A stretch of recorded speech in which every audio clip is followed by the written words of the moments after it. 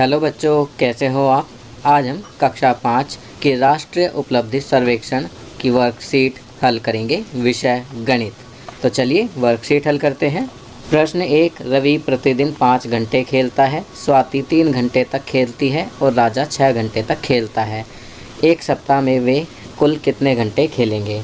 तो बच्चों यहाँ पर 5 + 3 + 6 बराबर हो जाएगा 14 और एक सप्ताह में कितने दिन होते हैं 7। तो हम इसे 14 को गुना करेंगे 7 से तो हमारा उत्तर आएगा 98 घंटे। तो घ ऑप्शन सही है। चलिए आगे बढ़ते हैं। प्रश्न 2, एक बाल्टी में 5 लीटर और 250 मिलीलीटर पानी डाला गया। बाल्टी में कुल कितना पानी है, मिलीलीटर में उत्तर दीजिए। तो आपको पता ही है 1 लीटर बराबर 1000 मिलीलीटर। तो 5 लीटर कितना हो जाएगा 5000 मिलीलीटर और जमा 250 मिलीलीटर। तो यहाँ सही उत्तर है ग 5250 मिलीलीटर।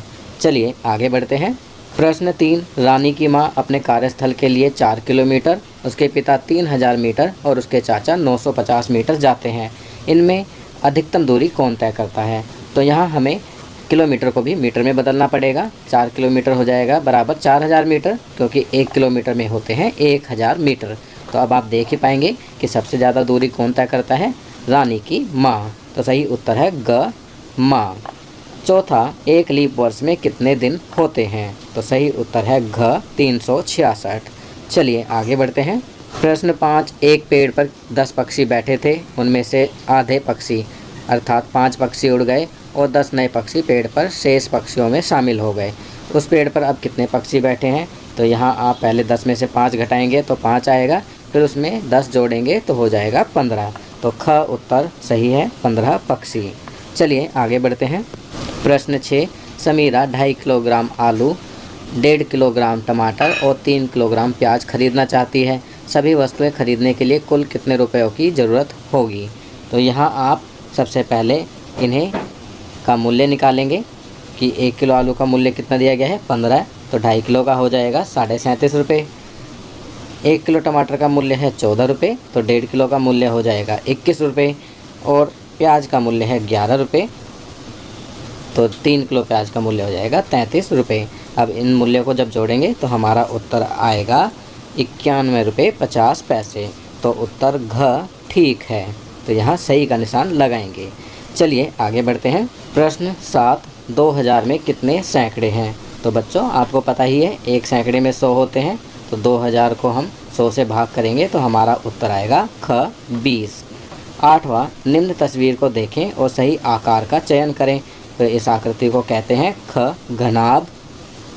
चलिए आगे बढ़ते हैं।